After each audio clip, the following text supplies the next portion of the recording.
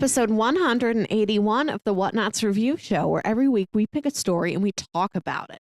This could be a movie, TV series, anime, comic book, audio drama, all kinds of entertainment. We watch it, read it, listen to it, and then we come back here and we discuss it. My name is Melissa Wilkinson, and I am joined by my co-captain, Kyle Springer. Hello, how's it going? Good, it's Halloween! It is Halloween. Happy Halloween. And if you guys are listening to this later on in the week, we hope you had a great Halloween and got lots of candy. So. Good stuff. I spent the night last night with my roommates playing some games and drinking and stuff like that. I was on crossplay, so I didn't get to go out with them, but they went bar hopping and stuff like that. So it was a good time. We had fun, all that good stuff. Do you have plans for today, or are you just gonna stay at home watching TV? Eating candy? I do have candy. I'm gonna make hot dog mummies today, my favorite treat. Might go watch a movie with Jack. We'll see. Yeah. Cool. That sounds good. That sounds fun. Indeed. Melissa, what are we talking about this week? We are rounding out the spooky month of October with not one, but two spooky movies. I pitched you horror movies and their remakes. That's something we've never done before. We've done like an adaptation of a source material, but never like a formal remake, you know, just like a movie based on a comic or something like that. So I wanted to pitch pairs of movies, and we watched the 1977 original and 2018 remake of Suspiria. Yeah, I had heard of this movie for a while. I think especially in the like modern remake, the like graphic design of that title is just so different from everything else. Yeah. That it was just like, oh, like that caught my eye, that caught my attention. I didn't know anything about this film, but the reason why I picked it, which I mentioned last week, is that I've heard a couple people put this in like, hey, this would be a good double feature with Black Swan, which I at the time I didn't know if they were right in saying that. I haven't seen Black Swan, and I hadn't seen this yet until now. So I was like, okay, but Black Swan has also been on my list of things that one day I should probably get around to, because one of my favorite movies is Perfect Blue by Satoshi Kon, which we covered here on the review show. I don't remember what number off the top of my head. Way back in the day. 2 years ago. Yeah. And supposedly Black Swan is heavily inspired by that and borrows some of the same scenes and things along that nature. So in an odd way, I picked this because I was interested in like, well, maybe somehow this relates to Perfect Blue in some way. I don't know how or why or if it does, but let's go with that one. That's an interesting avenue to take. Like, you want to watch a movie that's inspired by your favorite movie, but you know that it's also inspired by this other movie, and you're like, let's watch both of those. Let's get them all. Everything in the evolutionary chain leading to Black Swan. Absolutely. Which I've also not seen, and now I will also have to. Yeah, it seems to fit. The people that I've heard be like, yeah, this would be a good double feature. I'm now like 50% of the way being like, yeah, you're probably right. You've completed the single feature. Exactly. I first heard about the original Suspiria from this book called Pad, The Guide to Ultra Living. It's a very... Oh, you've mentioned this before. I mentioned this just like 2 weeks ago when we were talking about Beetlejuice. It's a book about just sort of eccentric, eclectic interior design. And throughout the book, it has these little side panels where it talks about movies you should watch with like really great set design. And Suspiria was one of those. It says, endure the repetitive musical score performed by the goblins and scenes like a seeing eye dog chewing open and eating a man's throat, or a girl smashing an unruly vampire bat with an upturned bar stool. And you'll be treated to some wall treatments that approach the surreal. This is a horror film, but the greatest source of dismay comes from it being an American movie shot in Rome that takes place in Germany. Yeah. So that's what I knew about Suspiria. I think most of the actors also spoke. Well, I can't tell. It seems like they were speaking English the way their lips were moving, but it seems like it was dubbed over. Like it. Yes. I went to the IMDb trivia page because I wanted to confirm this. The original 1977 Suspiria was shot without sound, like knowing that they were going to dub over everything later. Because, like the book says, it's set in Germany. It was filmed in Italy. They've got like a combined cast, and they knew like they weren't going to be able to get all these performers that all spoke the same language. And then they wanted to release it in English in America anyway. So like, everybody just say the words in your language, English, if you know it, and we'll just dub it all later. Which gives the movie definitely kind of a surreal feeling. Yes. Yeah. When you're pretty sure everything is dubbed, but you're not sure, and you don't know why. There's just this feeling that something is off, because you can see like I can read your lips, like I know you're saying what the dub is saying, but it just doesn't fit exactly, and it's weird, which is interesting because that's kind of how the whole movie feels in general, for both of them, that like something is off, and I don't know what it is yet. I think that's kind of one of the prevailing themes of the movie. Just there's something not right here, Yeah, the original Suspiria is the most unnatural movie I've ever seen. I don't think a single thing happens that I watched and was like, yeah, I've seen a person do that. Like, I guess I also brush my hair like Susie Bannion does, but I don't, there's nothing else that really feels relatable or tangible about it. It's very, very odd, very dreamlike. And the 2018 remake,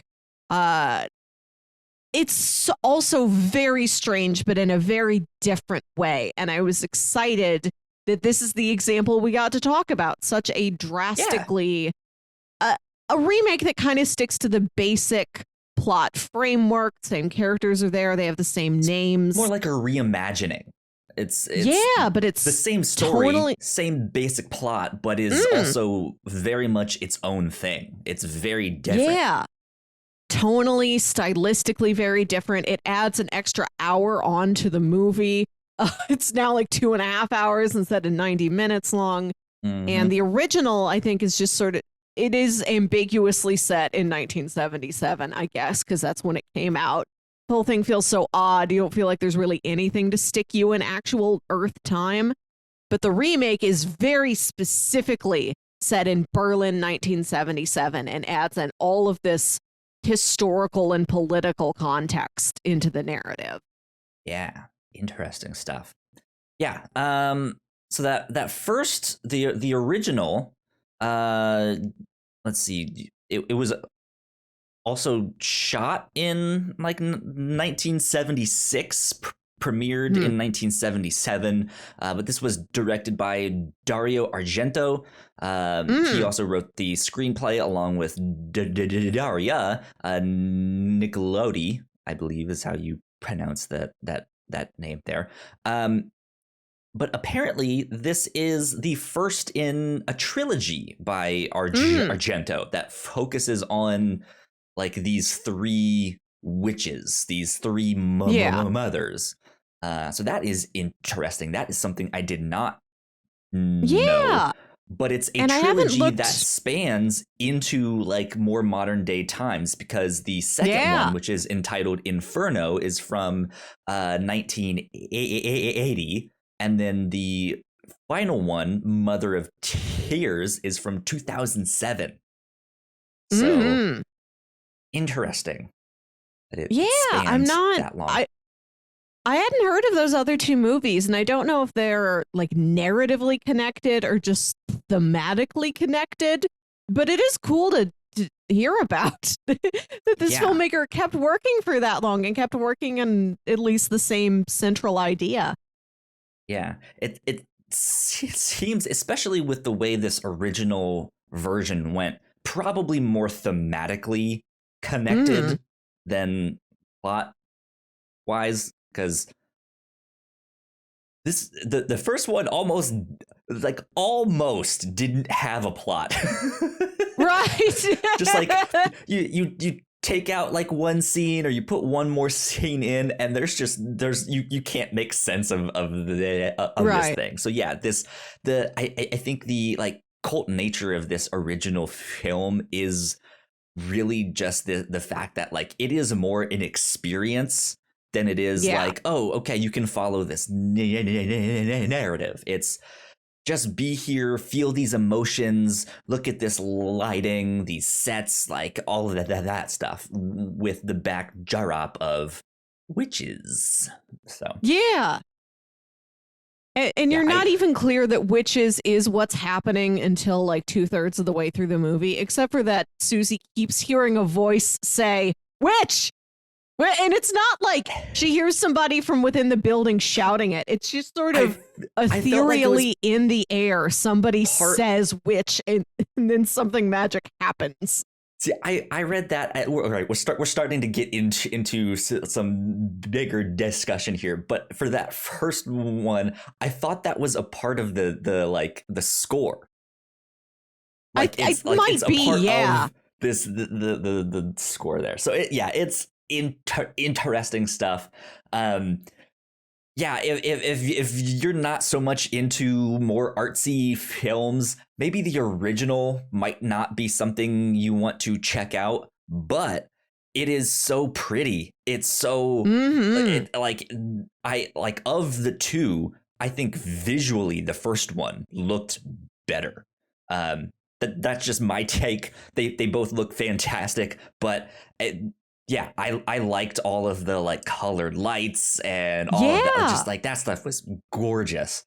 The original is newer, is just a more realistic take on all of that. Yeah, and I think all of that was intentional. Like the original movie is so brightly colored. It's filled with red light. The first time Susie walks into the ballet academy, like the entire lobby of the building has like bright blue crushed velvet wallpaper. It's so vivid that I know I was reading that it was an intentional choice to kind of strip a lot of the color out of the remake and make it more, they described it as wintry, which I think is true. Wintry. Yeah.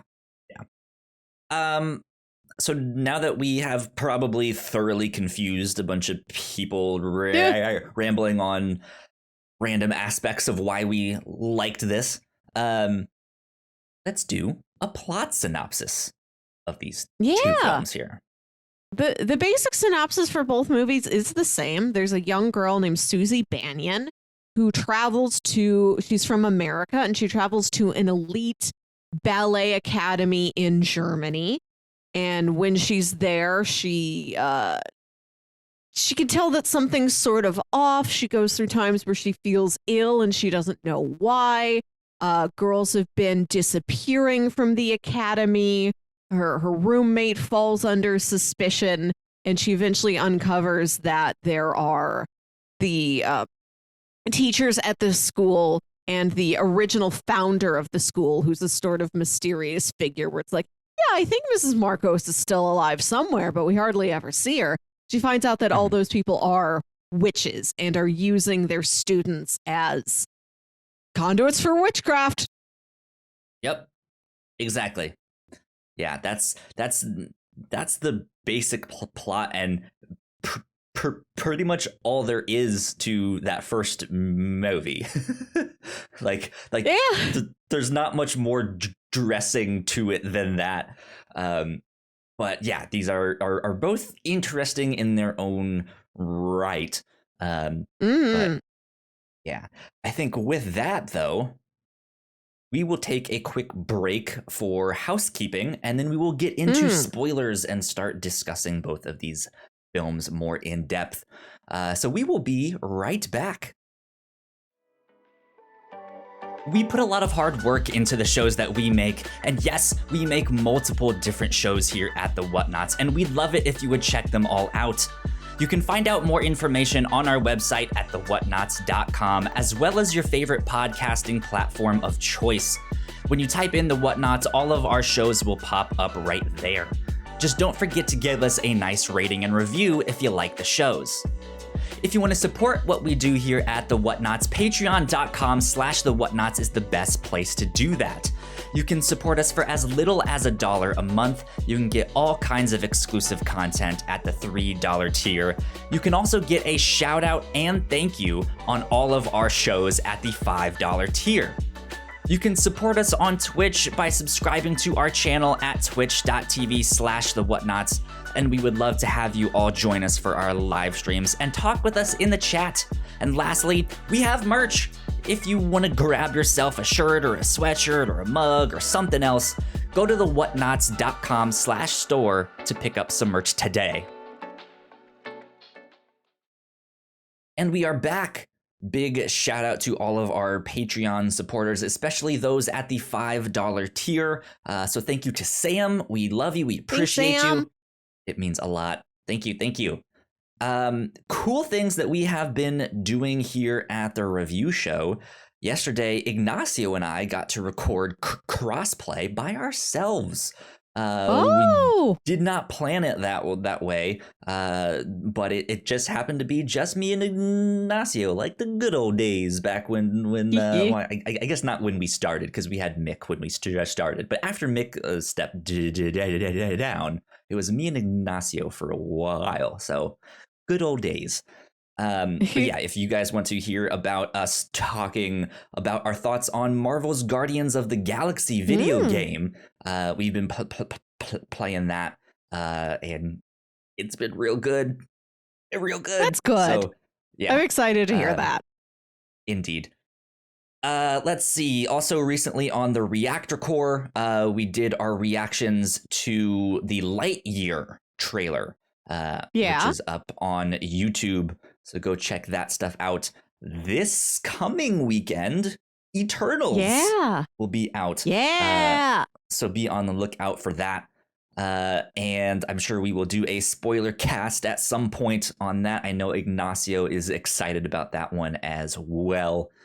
So yeah, cool things happening here at the Whatnauts on all sorts of stuff. That being said, Melissa, let's get into spoilers. Here we are. So I the first thing I want to talk about is the score from this first movie. Good place to start. Yeah, I thought so too. This, I think, was the first thing that caught my attention in the movie, because it's an old enough movie where the credits are mostly at the start of the film, and they do all of the stuff there, and they're like, hey, the score is by the Goblins, and like that just the Goblins was like the first thing that caught my attention. I feel like regardless of what the score sounds like, to know that it comes from a group called the Goblins is enough stage setting as it is. Amazing. Yeah, so good. I don't know who that band is, if they were successful, if this was just who knows what, but it's this really, really eclectic sound. Like, I really don't know how to describe it, or it has this like didgeridoo sounding thing, these pounding drums that are just it's strange.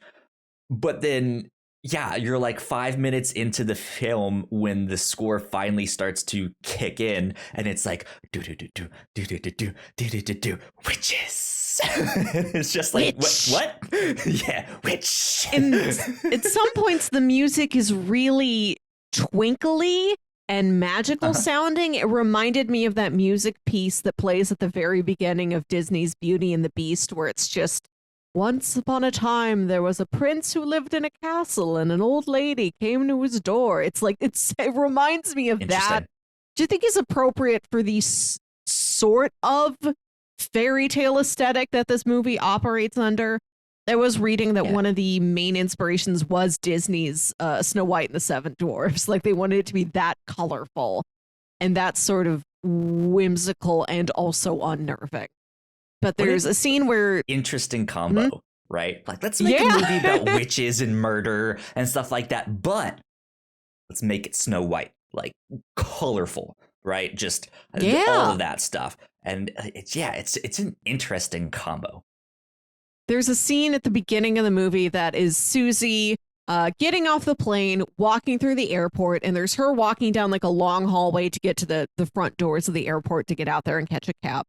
And it's cuts between shots of her walking down this hallway with like no music, just like the ambient noise of like footsteps, and like distantly you can hear like announcements in the airport. And then every time it cuts back to like the shot of the door as she walks closer to it, the music is playing over that, this like magic twinkly music. It's such an unusually edited scene where it's normal Susie and then magic door, like back and forth for a while. At that point, I knew I was in for something special. Yeah. Because you don't know if like this is gonna be some weird thing where she's stuck in the airport. Like, it's that Monty Python thing where they're just watching the people come down the field for like 2 minutes, right? Or like, because there is a woman, I believe, in like a red like suit jacket skirt thing, I'm not sure what, but like I got the feeling of like, oh, maybe she thought there was something weird with her. I don't know, it's an interesting introduction to her. And she steps outside of this door and it's pouring rain, and she's trying to get a cab and is just soaked. She finally gets one. The guy won't get out to like help her get her stuff. And she's just like throwing it in, mad that she's soaked, and finally gets in, and the guy can't really understand like where she wants to go, so she like puts her card up there and it says not Penny's boat, which was really strange. But he finally gets her to the place, but like in that last home stretch, she's looking out the window and sees this girl like running through the woods. And just like she's running for her life, and then she gets to the place she's supposed to be, but then it switches to this girl in a hotel, right? And or like she's gone to so lost at this. Yes. Yeah, especially because it's right at the beginning of the movie. Like, you haven't memorized anybody's face yet.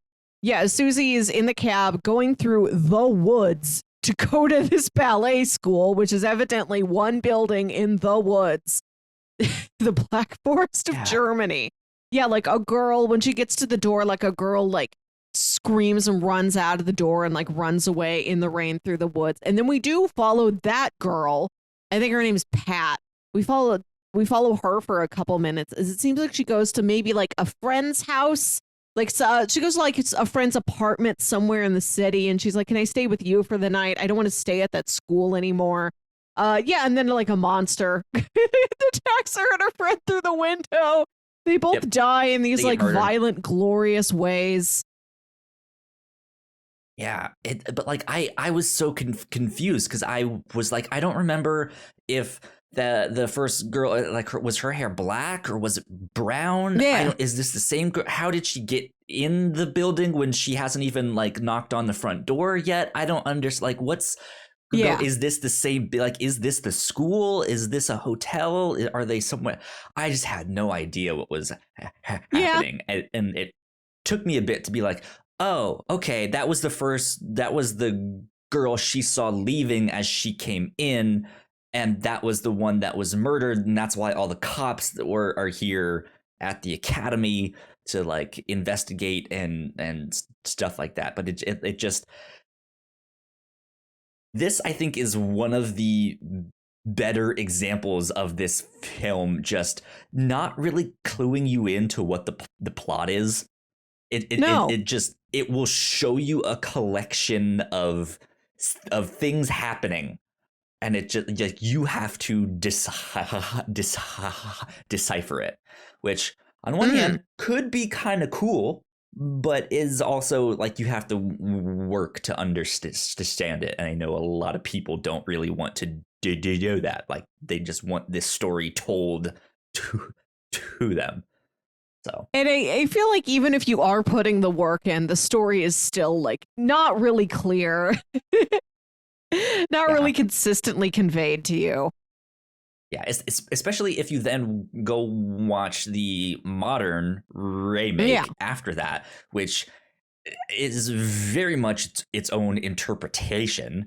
Doesn't even have that first murder, and like it just goes in a completely different direction. So I'm then trying to take what this new film is saying about all of this stuff and like retroactively apply it to like, does that stuff fit in the old movie? Is that like, could that be what's happening there too? I don't know. But it was an interesting back-to-back feature, but that music was just kind of wild, and it was like that one song the entire film. Yeah, there's not a lot of score. It is played over and over. Yeah, which just I think added to the creepiness or the atmosphere that just like something is weird here with this thing. Like it's not right, because they would like stuff that they would do that ended up coming back later, right, was when the piano player would walk up in the old one.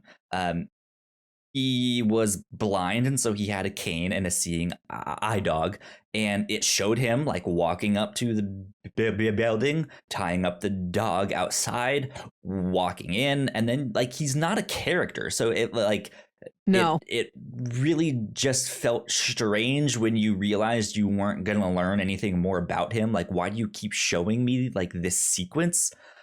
And then like you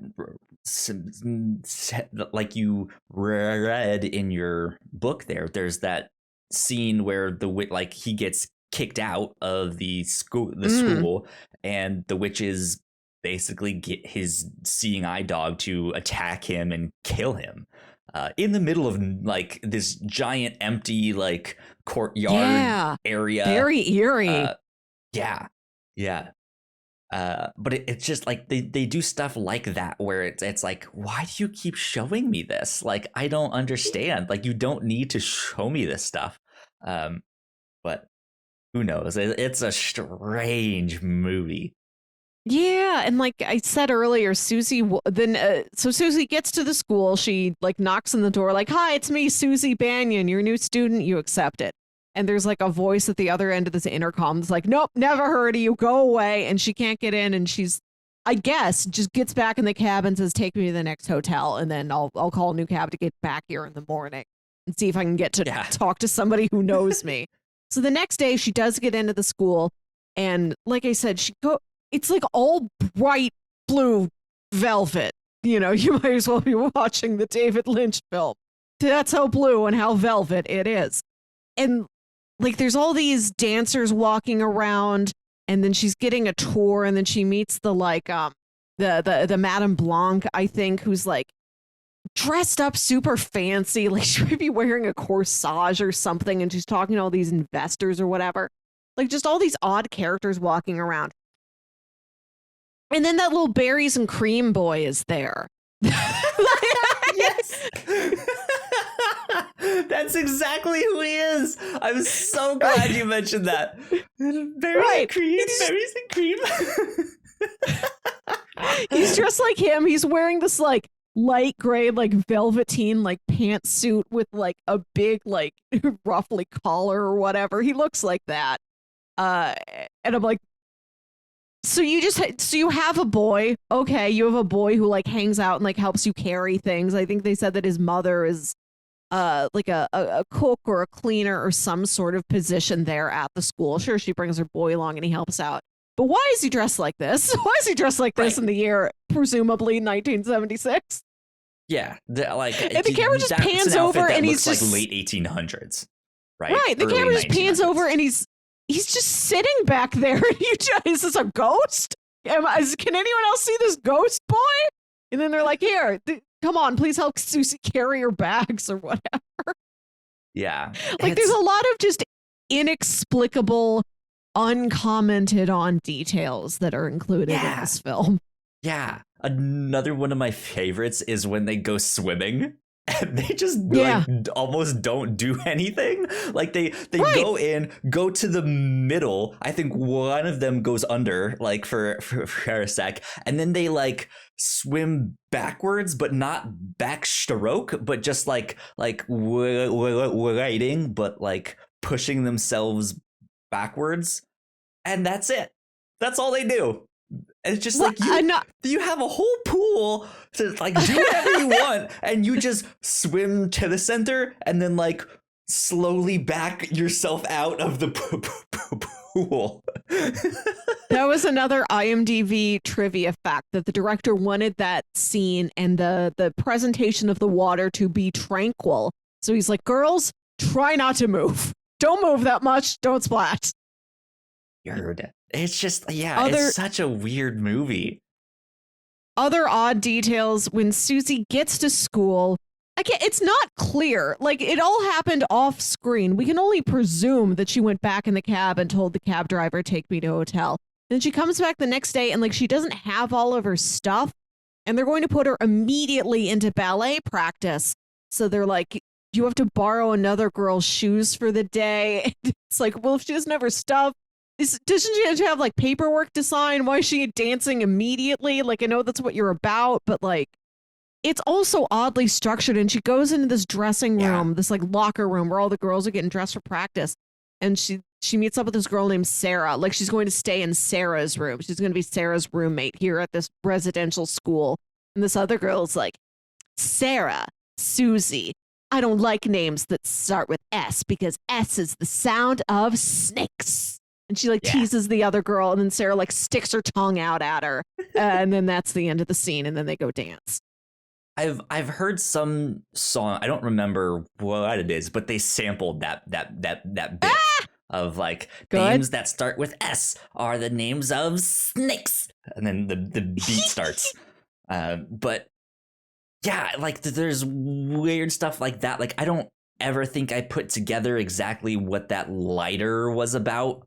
Right. I think we first see it in that locker room when she accidentally knocks her stuff down. And then their like butler handyman dude like oddly looks at it and it's just like, OK. And then like sets it back down later on in the film. And then I think that's the lighter she's using at the end of the film to like find her way in the darkness. Yeah. But there's like it's one of those things. Like it seemed like this was going to be some kind of MacGuffin, right? Like, or some like Chekhov's gun. Like, oh, yes, the lighter. That's how we stop them. Or that's how we know that it's her, that she's the witch. But like it was just like, no, this is just a lighter that I guess the butler just wanted to look at. So I like it's just there's not already baffling. Enough things to look at in that building. Yeah, there's this whole thing is baffling. More odd details. Susie's on her way to class. She walks down the hall, and there's Berries and Cream Boy and his mom, and they're just sitting in a doorway. And his mom is like a piece of silverware or a blade or a shard of mirror or something like that. But she like tilts it at Susie so the light catches it and like it bounces light into Susie's eyes. And she's like, oh, my eyes. And that's when the soundtrack goes, witch, And like then Susie goes to class and they're like, okay, dance, Susie. And she's like, I'm really tired. Can I go lay down? And she like passes out. Like, what an unusual way to like do a magic at somebody. Like you just like reflect a light into their eyes and now they're sick. And I like that anytime, like it's like this ethereal extra soundtrack element of it that whenever anything magic happens, somebody just says witch, and it's almost like they're saying it at Susie, who is not a witch, like almost like it's a warning, like, Susie, this is witchcraft stuff, and she's like, I don't know, I got a light in my eyes and now I fall down. Well, you're almost not wrong, because that I think is one of the major differences of the modern film, is that in the first one, Susie is just Susie. Like, that's it. That's her. But in the new one, she is like, I guess, the like reincarnation of like one of these three mother witches. That was wild. That was a whole new layer to this film. So yeah, it is interesting that they are all kind of focusing their magic on her, and whenever they do something to her, there is this like witch in the back around. And yeah, like you said, it's almost like they're pointing a finger and being like, witch, like she's the one. But they don't ever like explicitly say that or explore that in the original. So yeah, it is just this like, why does the soundtrack keep saying witch? Like, I want other soundtracks.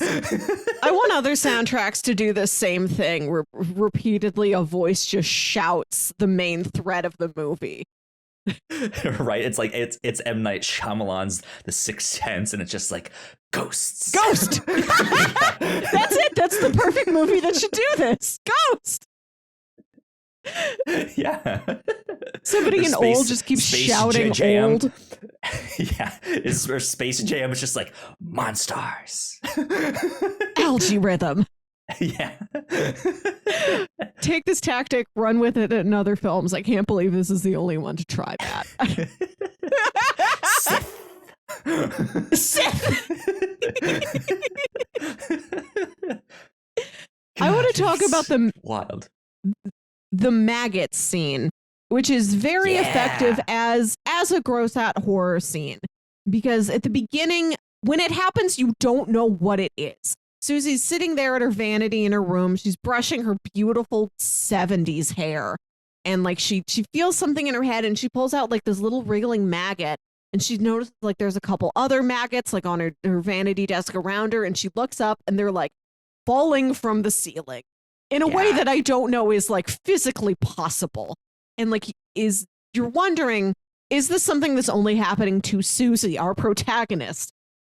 Is she under a particular enchantment or hallucination? No, she runs out screaming into the hallway, and everybody else has done the same thing. Like, everybody on that floor, maggots are raining down from the ceiling. And then the headmistress goes upstairs into like the attic and finds that they had a crate of food that they had been shipped, that they were storing up there. I guess that's their storehouse. You know, your pantry is the farthest possible place away from your kitchen. That's how you desigin a building. They go to the attic and they find that there's meat. Just a giant box in there. You know what? How about the attic? And it's not even clear what it was supposed to be. Maybe it was supposed to be like dry goods, you know, like tin cans and bags of flour or whatever. And they go up there, and like, it turns out the food had spoiled. It was full of maggots. And they somehow wormed their way down through the floorboards and were raining on all of these girls all at once. And then this leads to a scene where they're going to have that floor fumigated. So all the students have to like camp out on little cots in like a gymnasium or something. And this is where, and like everybody from the school, including the teachers who live there, everybody's camped out in the gym. And this is when we get a scene that, in addition to some beautiful lighting of like silhouettes between these like sheets that they have strung up to like separate these different groups, Susie and her friend hear like this snoring, and her friend is like, oh, I think that's That's Madame Marcos. I had a room next to her once when I first started here. This is this founder of the school who's this like mysterious figure nobody sees. That's her. She must still be alive and she's still living at the school. She must be here. So it sets up important plot things as much as this movie has. But I've been thinking about it after the movie ends, and I'm like, that's odd to have in a movie with real, like, supernatural plot dealings and, like, real sort of intrigue going on where these teachers at the school are secretly doing witchcraft nonsense, to have a major horror scene based on just, like, seemingly happenstance, because that never comes back again. It's not like, we told you that it was a crate of rotten food, but really, we made the maggots rain down from the ceiling for this reason. No, it seems like that's literally all it was. Yep. It's so strange. Like, it's one of those things that just adds to a layer of strangeness. Like there's Susie's roommate, Sarah, who's the one that starts kind of figuring out that, like, hey, something is up here, something is not right. Mm-hmm. She basically ends up dying in a room just filled with barbed wire. It just hundreds and hundreds of feet of barbed wire. Just like why do you just have a room full of barbed wire? Yeah, just loose coils of razor wire in just like, and a room somewhere in your school. You could have put, that could have been the pantry. Why don't you put your boxes of meat there? Barbed wire goes in the attic. Yeah. Or like on top of your fence, at least. Yeah. But just get a just fence. A giant Consider room that. Of that. Yeah. Room of wire. Yeah, just weird things like that they don't really investigate Patricia's death after that first scene, really. The fact that there are these boys at the school too, but it doesn't seem like, at least there's like, it seemed like there were different sides, they're co-ed dorms, but they're not, but they're like, boys are on one floor, girls are on another, but then there's also the boy who lives like across from Susie. Like, I don't like it, just it was strange. Like, I don't understand what happened or where they all were. Like the your like sense of space in that building and like where everything is almost non-existent. Like, there's that main foyer, but you don't know how any of that leads into the yellow room or the red room, or how you get up to the dorms. There are these big like spiral steps, but like there's almost no sense of space, except we get a couple clues that when Sarah is trying to figure all the stuff out, she kind of realizes, like, I can figure out where they're going by counting their steps. Yeah.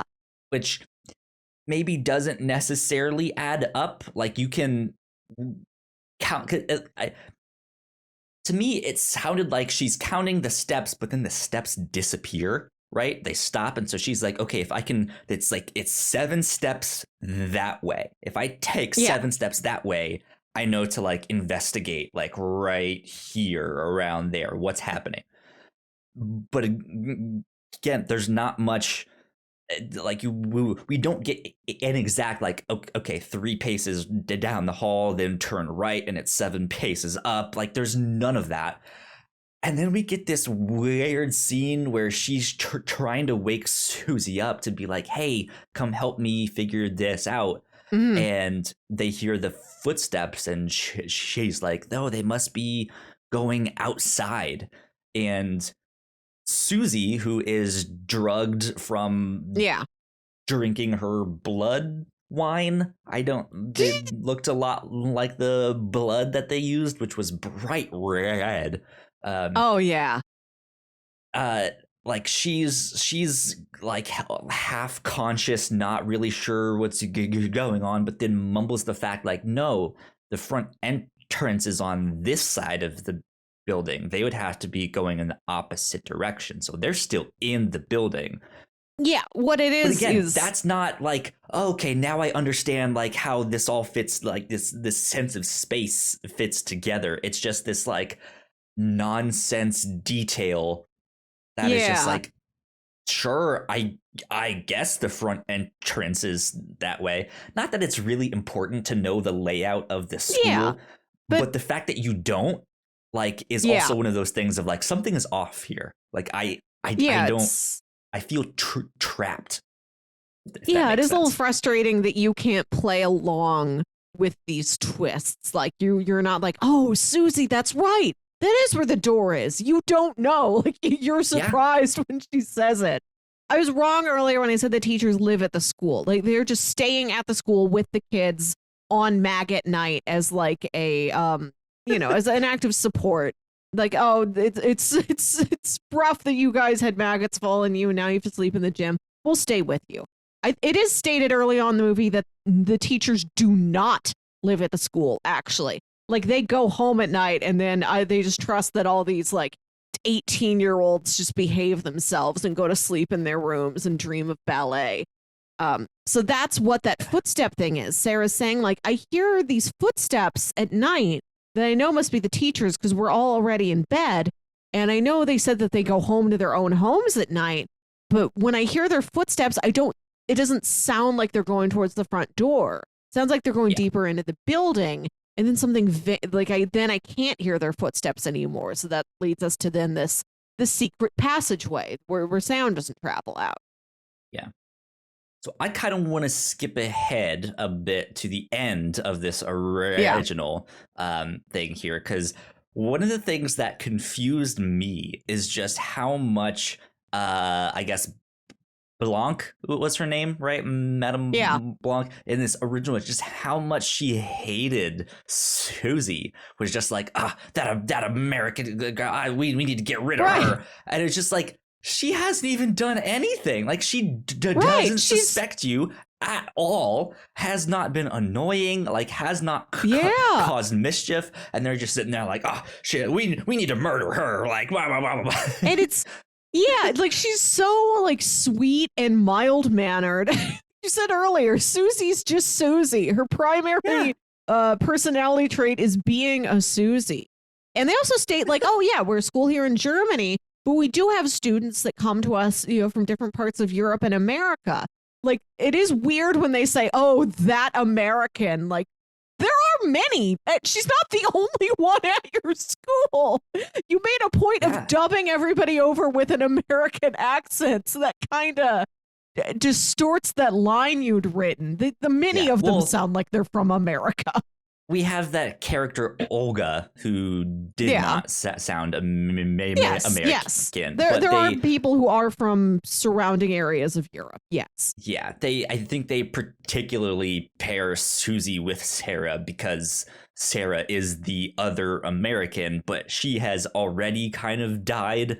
So it's just like you're left to kind of believe that the only other American that we know of, right, is Susie, and she hasn't done anything. She's just a victim of circumstance, right? Right. She just gets a light flashed in her eyes, and then she gets sleepy and falls down and won't dance ballet. So strange, yeah. And then she ends up finding Mother Marcos, like in this like secret panel, because she figures out that the girl that ran out of the academy when she was coming in was saying certain stuff about the like, here's like, I know your secret with the blue azalea or whatever the freak it was, the blue iris. Yeah, she goes into Madame Blanc's office, and it has this beautiful mural on the wall of like flowers and trees. And Susie realizes, oh, this one like 3D flower that kind of comes out of the wall is a doorknob, and I can twist it and I can get to a secret passageway like it's Scooby-Doo. That's what Patricia was saying when she ran out of the building that night when I arrived. The blue iris is the flower. Yeah, so like behind that and down some hallways and stuff is where she ends up discovering Mother Marcos. It discovers that she's like invisible and is this like half decaying human. Like, it's unclear of like, are you guys siphoning out the life force of the people that you have murdered to sustain Mother Marcos's like what's like going on there? There's no explanation, but Susie murders her and then sets the whole building on fire and leaves. Yeah. And like the end credits play as the building is burning.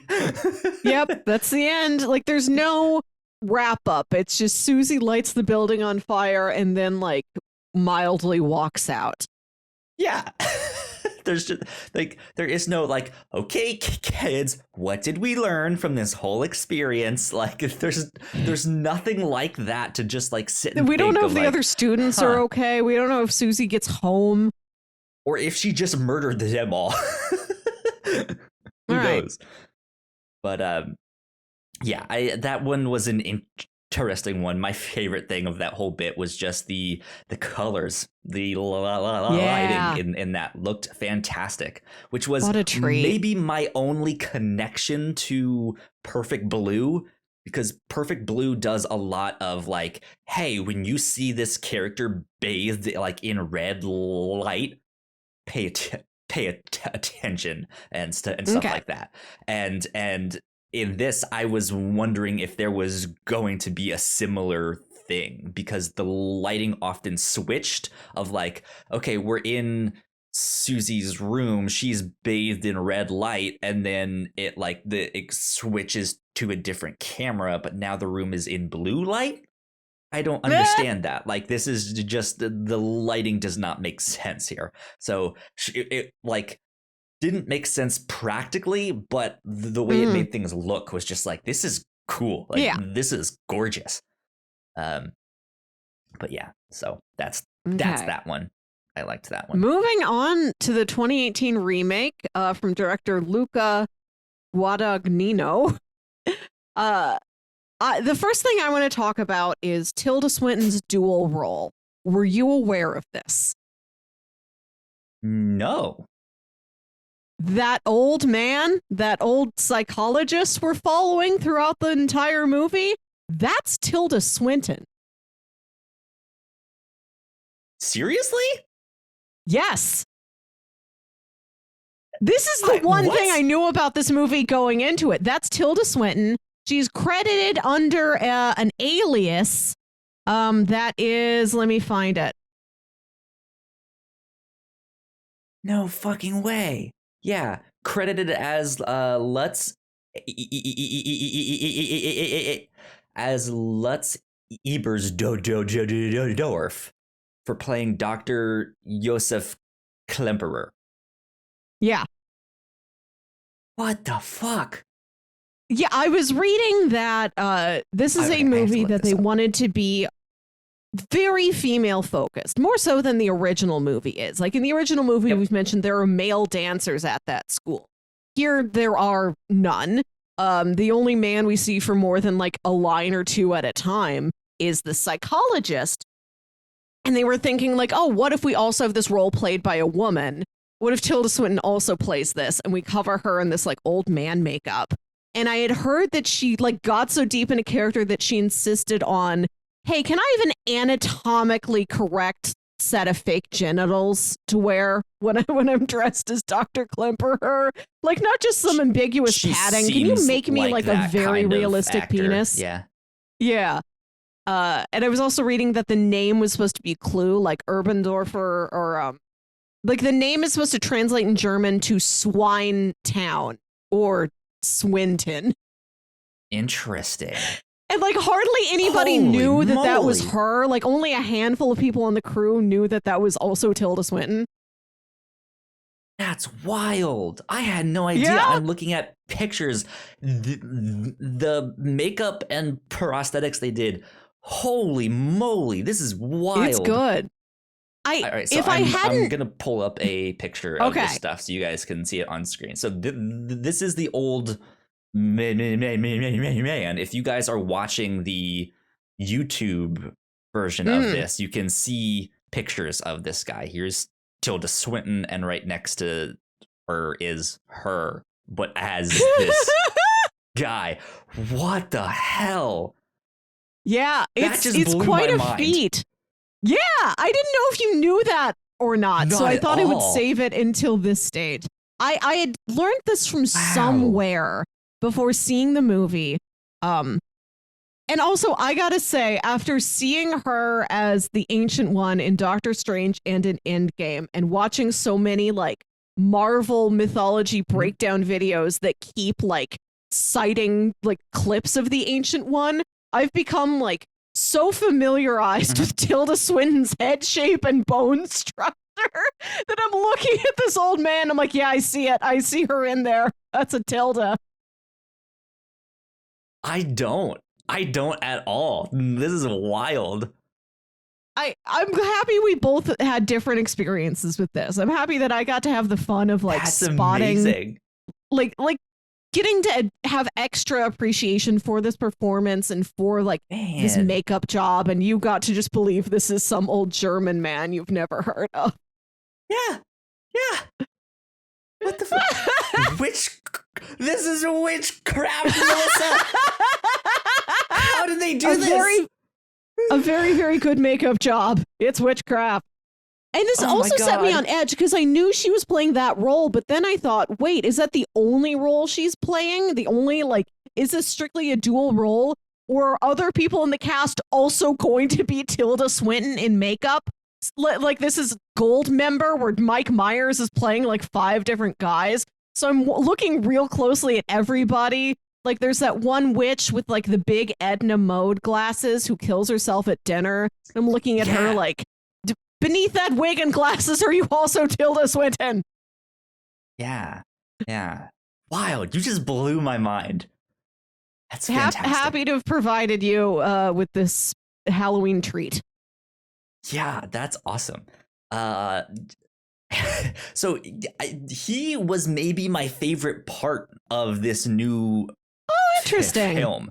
Like, I liked, because we get to see his character in the original, but it's for a very brief moment. Yes. Or at least I believe it's the same character. Yeah, he's supposed to be that like old man Susie leaves and goes to talk to, who like tells her about. He's the guy who actually delivers the exposition about the witches, like 2/3 of the way into the film. Exactly. And I liked the inclusion or the shift in, like, he is almost your in character. Like, he is the one trying to make sense of all the stuff that is happening, instead of Susie, who we know from the original movie is just kind of there, right? But of course, this one also has an extra twist that she's not just kind of there. Like, this is a long time in the making. Like, she is the reincarnation of this whole witch. But yeah, just to have him like trying to make sense of it and trying to protect these girls that are catching on and being like, something is not right. I think there's witches at this school, and he's just like, you're delusional, but I'll help you. But yeah, but like his whole love story then like mixed in with that, and that like moment where he thinks he's back with his wife, and it's really just the witches. Like, don't tell me that was also Tilda Swinton. No. His wife was played by Jessica Harper, who's the original Susie from the first movie. Oh, okay. I didn't pick up on that either. I didn't recognize her because I don't think I've seen her in any movies like since the 80s. Maybe she's been working and I just haven't seen it. Like, I just didn't know what she looked like at that age. I was surprised, and then I had to go back and rewind it. Like, yes, that is her. That is her giant eyes. Interesting, yeah.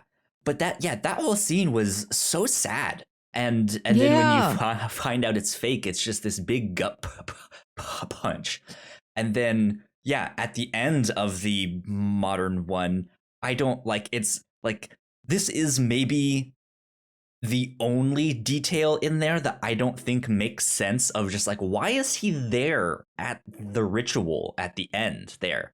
Like, he's like, there's almost no reason for him to be there other than like, hey, we're gonna kill you so that we can keep our secret, but he doesn't die, right? Like he ends up surviving, but he's just there being like, I'm innocent, I don't know what's going on, like I'm just an old man.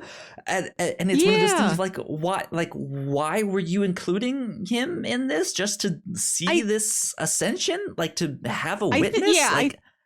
I think the witches, maybe they did need a witness, and maybe they just wanted to taunt him the way we've seen them taunt other men, like the detectives that come to investigate them. Yeah, and then I think Susie spares him. She sees the humanity in this man, and at the end she does visit him and say, like, I'm going to remove your memories of this and like remove the pain of losing your wife. Yeah. Yeah, but I think he was my favorite bit of just like, that was a neat way to tell this story. And yeah, like right off the bat, instead of Patricia being murdered at this hotel, we see her coming to this psychiatrist to talk about all of this stuff. And she ends up surviving for quite a while. But if I'm not mistaken, I think she's played by the girl who played Hit Girl in Kick-Ass. Chloe Grace Moretz. Yes. Yeah. She was like one of the only. As like, oh, I've seen her in something else. We got to see another familiar face in this movie. I was mentioning when I pitched it last week, like, oh, we're back in Germany again after watching all 3 seasons of Dark. We've got an Inez Kannewald in this movie. Yeah, we sure do. I was happy to get the opportunity to see anybody from Dark again. Yeah. I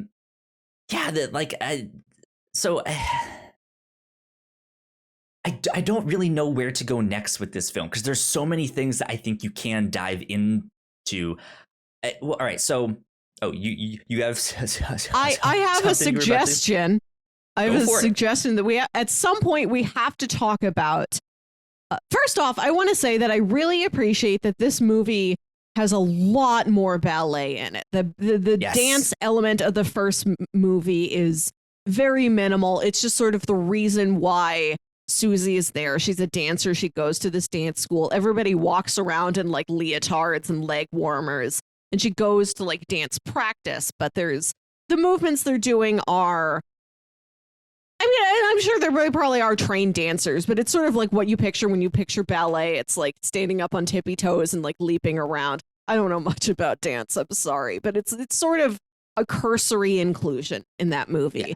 Mm-hmm. And the remake is deep on the dance. There's so much dance in it. It's such an important part of this narrative and of these characters' lives, which I really appreciated. And it's all done so well. I was reading that Dakota Johnson had to do like 2 years of like intensive dance study before like filming even started.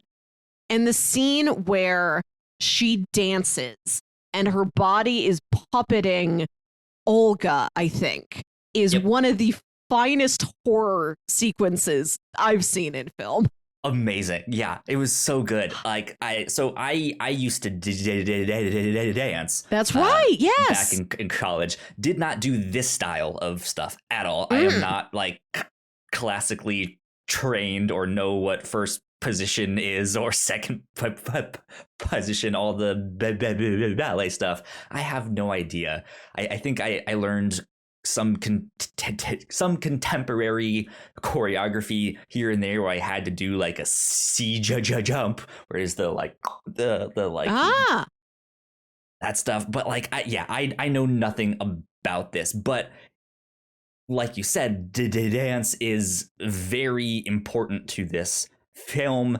It's a very expressive artwork where you can channel emotions or other people or stuff like that, and that was an interesting way to like it's an interesting thing to highlight in this film, because I don't think it would be a lot of people's first choices of like how you do these spells stuff, like it's going to be a dance. But when you think about it, it's almost brilliant that they did it that way, because if you look at like classic which like drawings or depictions is I think the word that I'm looking for here. Yeah, you can see a bunch of girls dancing naked out in the woods around some fire, worshiping Satan or something like that, right?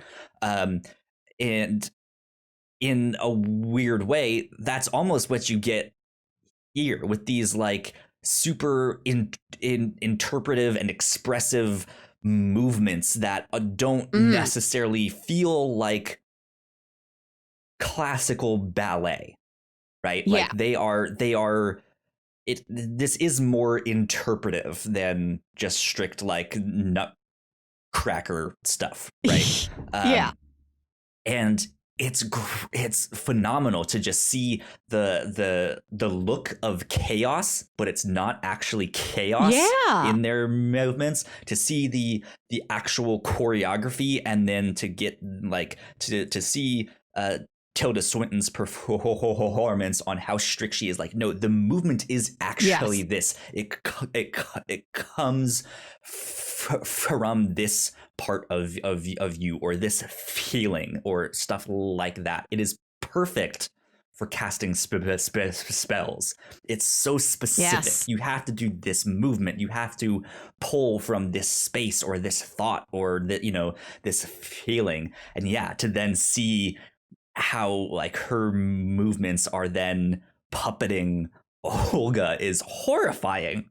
And it's just like, this is hard to watch. This is awful. Like I don't like this, but I do. Like, that was awesome. I've never seen anything quite like that. Like, I think I've seen like sort of voodoo doll type spells where like the way you move is the way like your enemy moves and it hurts them. But the fact that it's just like the aggression of how she's dancing. Like, she's dancing so hard that it's like pulling this woman's skeleton apart. And like they're in different physical spaces. So like when Susie does one jump, Olga like jumps straight into the wall because there's a wall there where she is. And she's just ramming her body like against the walls and against the floor. And I was reading that actress was she was a contortionist, and she had like hyper flexible joints. And that scene is almost entirely practical, which is amazing.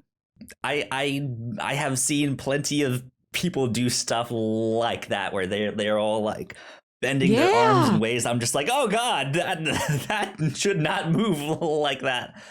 But and then there's like this weird inclusion of like when they find her body, or when the witches go to collect it, because they know all of this is happening, which I felt like they were the ones that kind of, well, I guess they did. It's explicit that they set it up, right, where she Tilda Swinton like touched her hands and like left the like spell in her hands and feet there.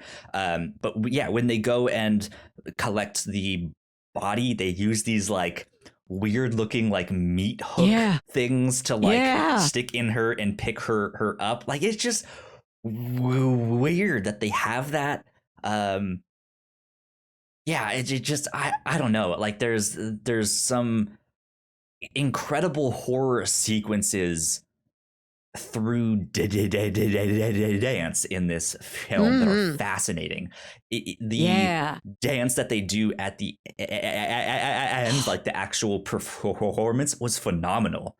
And to have that one girl just completely like shatter her leg like right before the performance, have the witches heal it kind of, and but like have her go back in the dance and just completely lose herself in that dance, that it breaks again. And like, god, it's horrifying. It's awful. Like, a broken leg is one of those injuries that if you see it on screen or something, you feel it. And you're just like, oh, I can feel that in my shin. I don't like that. That does not feel pleasant. So yeah, it was brilliant to have this dance stuff be Mm. like the way that they cast spells and Yeah. stuff like that. That was good. Yeah, like in the first movie, you feel like dance could be replaced with a lot of other things. It could be just in general a college or a school of painting or anything else, and Yeah. like the story would mostly operate the same. This version is so intrinsically dance focused, which I really Absolutely. appreciated. I liked how much extra context they added onto everything. Like, we're going to take the dancing element and make it very important. We're going to take the fact that it's set in Germany in like 1976, 77 and make Yeah. that very important. Like, I wasn't aware of anything. I couldn't follow the historical context very well, but I appreciated that it was there. I really like when a movie gives me things that I don't necessarily get in this case, where it's like, here's all this extra historical, political like context to think about.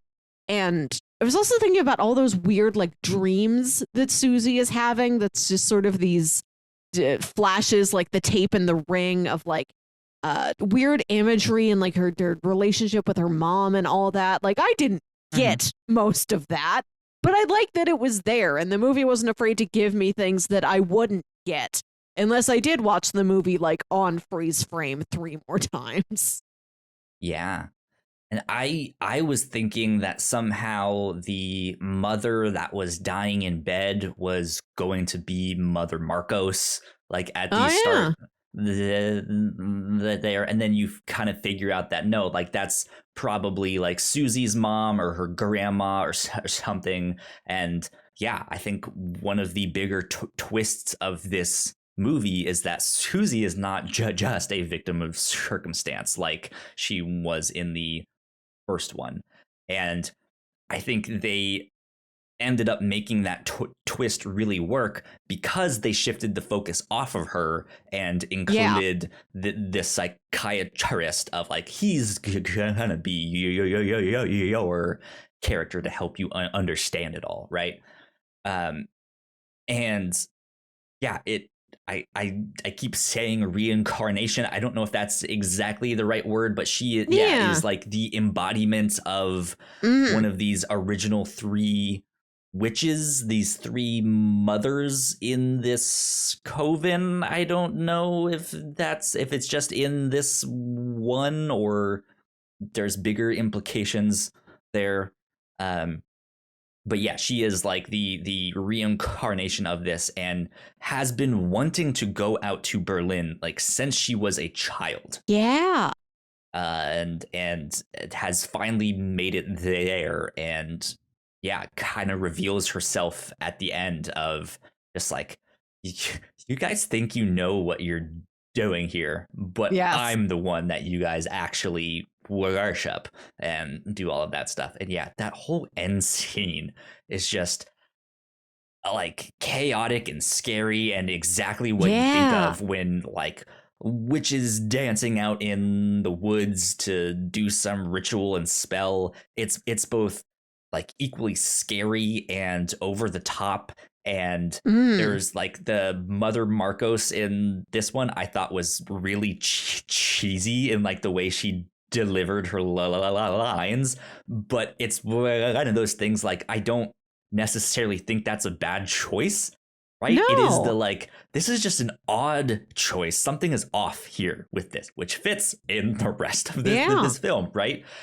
And her like the body that she has was also really strange because it looked like there was like extra like hands and feet like dangling off her in places that there shouldn't have been and stuff like that. And it's just, the whole thing was just like, what is going on here? Like, I don't understand any of this. And I felt like the psychiatrist in that scene of just like, I'm innocent, I don't know what's going on, I didn't do anything. Spare me. I had been thinking throughout the film that maybe, like you said, this isn't a innocent bystander happenstance Susie like we have in the original movie.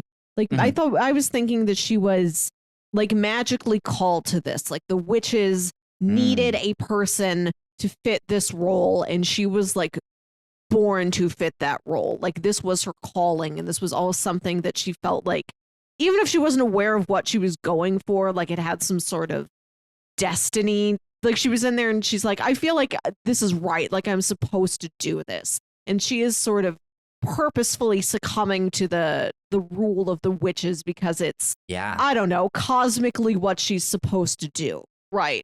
And so to have her be revealed as, oh no, I am not this cosmic tool in pursuit of resurrecting this deity. I am the deity. I've always been the deity. I've been playing this long con on you and on everybody. Yeah, that is a fun twist. And I like that Mother Marcos is like this kind of decrepit, like old woman who's like lived far beyond she was supposed to. Like she's the sort of ancient being, not ancient, but like she's like 140 years old, and she's just sort of unusual, like sort of puffed up, flabby, bloated, decaying, like oddity, who's also just this like sassy old lady they keep in the basement that Inez Canawald has to go down and help out with. And they're like, I think they were trying to give her a new body. Like, you're going to inhabit Susie. There's going to be like a regeneration cycle. And Susie's like, nah, nobody's going to inhabit me. Thanks. Yeah. I'm gonna kill everybody in this room except for Dr. Klimper. Yeah. It's going to be like an absolute like naked dancing bloodbath down here in this basement. Right. Yeah. So one of the things that was also really interesting to me about this, which factors into this end scene, is kind of the like internal political dealings that's happening like within the dance studio of just like who's going to be the next head. Is it going to continue to be Mother Marcos and we're just going to stick with what we know? Or is it going to be Blanc with her new ways, looking for someone new to like, right? There is this air of like, do we want change or do we want to stick with what we know has worked? And I thought that aspect was fascinating. And yeah, at the end, it turns out that Tilda Swinton's character was right. They needed change, or well, I guess more so that change was coming. But they didn't know exactly what that would be, and it happened to be Susie here. But yeah, all of the witches that voted for Mother Marcos to like, yeah, we're gonna have her remain as the head witch here. She was like, I'm gonna myrtleize you all first. You guys are getting got. So yeah, and that whole thing was neat. I also like how the witches like psychically talk to each other. And there's a scene at the beginning of the movie that's just these teachers walking around like preparing breakfast, for themselves in their like common room of the school. And you're not clear if what you're hearing, which is all the witches weighing in, voting for like who's going to be the coven leader. Like, is it going to continue to be Marcos or is it going to be Blanc?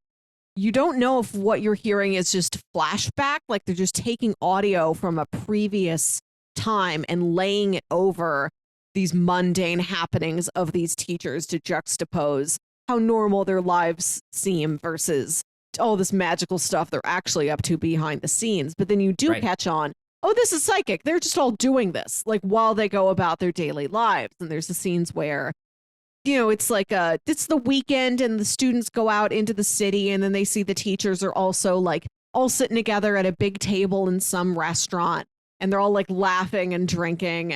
But the audio you hear is their psychic conversation with each other, which is about something much more tense. And all of this teachers on the weekend having a good time is an act to make themselves seem normal. Yeah. Yeah. I almost like, I feel like this would make for a great TV show, like a great mini series at least. Like, draw it out, right? Like, show me more of the political landscape and why Patricia wanted to go out and bomb these buildings or stuff like that? How does the political aspects of that relate to what's happening with the witches and why they may or may not need to change what they're doing here, right? Show me more about the internal struggles of why they're siding with Lady Marcos, but that might not be the best thing for them to do here, right? Show me more of just the students not knowing what's going on and starting to be just like, that's weird, huh? Like, why is that weird? And then like starting to investigate and the teachers having to figure out some way to like stop them or misdirect them and stuff like that. And who was the witch that killed herself?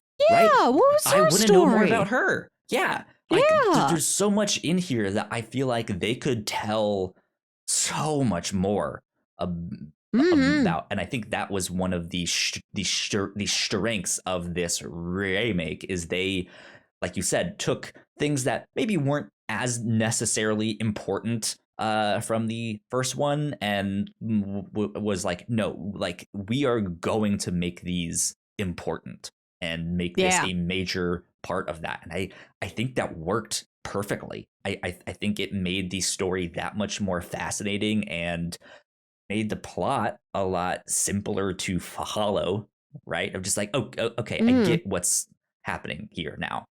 It's not just some random room filled with razor wire. Yeah, like everything feels very purposeful in the remake. And like the first movie, like it has purpose, but the purpose is more abstract. Like, let's just give you a mood and a tone and a feeling. It's very effective as this sort of fantastical fairy tale-esque surreal horror movie. Just that these things don't really make a lot of sense in plot terms. Whereas the remake, I think, manages to achieve both. My phone is freaking out here because I got a call on my phone, which it tried to go to my headphones. I can't even hear you right now. Give me 1 sec to switch it to this and then switch it back to this. Okay, I think I should be good. Yep, good, cool. Sorry about that. It's okay. Yeah, my headphones spazzed out there. You were talking about the purposeful or the like purpose of that stuff. I missed a lot of that since it went to my phone there. So, it's fine. You can listen to it later. So yeah, we mentioned that this film also took out the colored lighting of that first film. Yeah. Do you think that was a good decision? I think it was. I was going to say, especially since we just said everything was so purposeful in this. So you think it was a good decision? Yeah, because then it made the elements of color more impactful. Like when the girls are getting ready for that dance performance and they're wearing that like those red string get-ups, they really stand out. All the blood at the end really stands out because the rest of the movie has been a little bit more drab, more grayed out, like I said, wintry, and it's not so monochromatic that it feels unnatural. This feels like, 1970s Berlin in the winter. Yeah, there is a lot of like grays and browns and dark olive greens and just like hazy overcast skies and trees with no leaves. Colors, but it's not desaturated. Is the thing, exactly. Right? Yeah, there's a lot of shows out there that's like, oh, this whole place just looks down and dreary, and it's just the whole thing is just kind of desaturated, right? Exactly. Yeah. This was like, no, this looks like real life. It looks like what I would see. It is dreary, but that mainly references the weather, like not the color of things. Right. Yeah. I think it serves the environment, it serves the mood, and it makes elements of color. Like even Susie's like red hair And it's not like vibrant red. It's just sort of like a soft kind of strawberry blonde. Like it sticks out because it's just that much more color than anything else has. Yeah. Yeah. That makes sense. I don't know. I don't know where I land with that, because to me the color was so impactful in that first film, but similar to the first film, the purpose of using that color is almost unknown. Of like, why are you doing this? Yeah. Like I don't understand, but it was so visually striking, right? That it's just like I love what you're doing here with this, because it almost gives it like a religious tone of like, oh, look at all the stained glass windows and stuff like that, and how the light shines on these people. But I almost feel like, yeah, the newer movie is almost missing something that is on that level of just visually striking that appears in the whole film. Like you mentioned, we do get those red like ropey get-ups that they dance in. Those are striking, but you only see them in that one scene. At the end in the ritual, it's like flashing red lights and stuff like that, which is striking, but it's only in that one moment. Like we don't get this for most of the film. And so yeah, on one hand you're right that like because we don't get that stuff, when it does, it pops.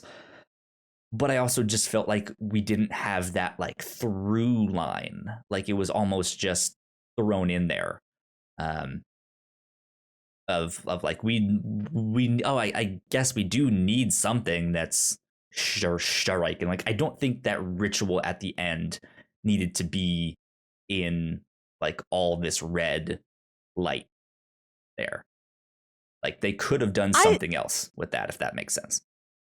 I liked it. I like monochromatic lighting, like overbearing lighting in a horror context, like the end of The Lighthouse where Robert Pattinson stares into the light and he screams, and like the like lighting just gets overblown and overexposed, and it like totally like takes over the entire frame until he's just this like vague outline of a man. I love stuff like that. And I love that the entire finale is in this like dark red lighting where everything becomes very shadowy and very unnerving. I think the remake is very visually striking, not in terms of what any actual object or setting is, but in terms of how it's filmed and how everything moves, how the camera moves and how the actors move around in those spaces is what made it very visually striking for me. Yeah, I think at the end of the day they made the right choice, right? Like the stuff that should be visually striking is the movement, because it is about dance and it is about these witches casting spells and stuff. Like you don't necessarily need to focus on color, but yeah, like I don't know how well the dance stuff translates to people who might not be into art stuff as much as me, right? Like I can connect with that stuff, but I don't know if other people can necessarily. Whereas something like, let's just make things like bright blue or bright red or yellow, like that is like, you don't really need to understand much about that, but like, oh, because they use this type of lighting, like this whole film just stands out. Oh, I don't know, maybe not. Oh, both movies have got such different flavors to them. They do, even on that same basic plot skeleton. I like that they're so drastically different, that depending on what you want and what you're looking for, you could go to either of them. You could go to both of them. Oh, like we've seen a very interesting picture this week that I think we might not have gotten if we'd picked the other remakes I pitched to you were Fright Night and The Wicker Man. And I know the Wicker Man remake is like tonally very different, but I think it mostly operates the same. Fright Night, I've only seen the remake, but when I was reading about the original, it also sounds fairly similar. I think this was a prime example. I'm glad this is what we got to watch this week. I am too. This was a good one. It was a good one indeed. I think that's all I have to say on Suspiria, though. Yeah. So I am going to pull up Bingo, our review show Bingo that we've been playing. Using a bunch of different movie tropes and I guess like entertainment tropes. We have made bingo cards. We've been playing bingos, seeing how many bingos we can get before the end of the year. Melissa is crushing me right now. You have 5, I have 1. I did take a look at bingo. I don't think I've got anything new this week. Yeah, I don't think I had. Well, no, I don't think so. The one I maybe would have went to bat for is didn't realize my own strength, but I don't like it's arguable, I think, in this, but I don't think this is like, it's not in the spirit of what we were going for with this. We were imagining like that scene in the new Power Rangers movie where they get to be Power Rangers and then there's a 5-minute sequence of them just like breaking everything they own. Yeah. So no movement forward on this one, because I already have Ancient Evil. Like I feel like that could almost fit with this one here, but that's it. Okay, no updates for bingo then. Lame. Nope. Melissa, let's do recommendations. Yes. If people enjoyed this, what else might they like? If you like the original Suspiria, I would definitely recommend a movie called Phantom of the Paradise. It's from, I think, a couple years earlier, maybe 1974. Directed by Brian De Palma, and it also stars Jessica Harper, our Susie. Okay. And it is a rock opera Faust tale about this songwriter who enters into a deal with this like devilish record producer and who ends up like taking over his life. And at one point, like this songwriter gets his head squished in a record pressing machine. And then to cover his injury, he's wearing this like big dramatic mask. Oh man! So it's got some Faust, it's got some Phantom of the Opera, and Jessica Harper plays this young singer who the songwriter like really wants to hear sing his work, and she sort of becomes this this fighting point between him and the record producer. It's a really fun movie. The music's great, and it's just very over the top. I've heard it compared like visually and stylistically to Rocky Horror Picture Show before. Okay. So if you want something else in that vibe, definitely check out Phantom of the Paradise. It's a great time. And for the second Suspiria, I would recommend Grand Budapest Hotel because it also has Tilda Swinton in old age makeup. There you go. She plays one of the old ladies staying at the hotel. There's no reason it necessarily needed to be Tilda Swinton, but there she is, covered in makeup. And there's a scene in that movie where somebody is being stalked and killed in this very stark, empty winter. That reminds me a lot of the scene in the original Suspiria where that man is walking through that giant, like, empty plaza and then his dog devours him. There you go. Yeah. Recommendations that I have. So the first one I wanted to recommend is something we covered last year, The Love Witch, in our horror month. Yeah, if you want some more witches and some interesting colors to go with that, because that film is just like brightly colored and super saturated with all of its It's the way that they filmed that one is just stylistically very unique and interesting. So go watch The Love Witch. It is maybe less of a horror, but is definitely a horror still.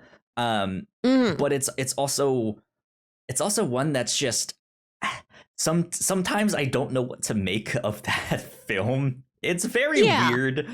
It's super cheesy at times, but it's also not like it's filmed in modern day, but all the sets looks like it's filmed in the 70s.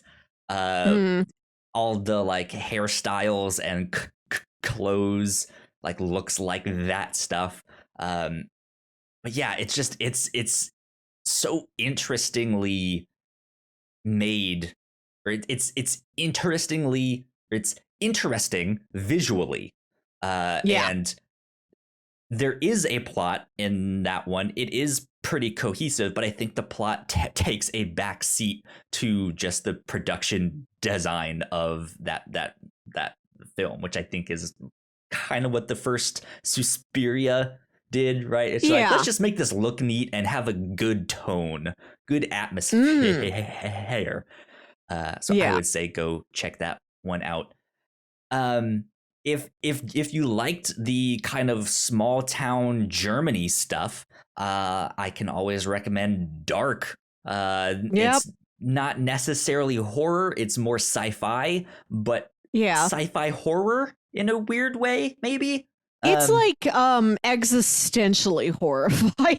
Sure, it's more of a sense of dread rather than horror or terror, stuff like that. But I would say go check that one out. That is also set in Germany, and like you said, we saw an actor from Dark in this new Suspiria, so you guys can go check that out.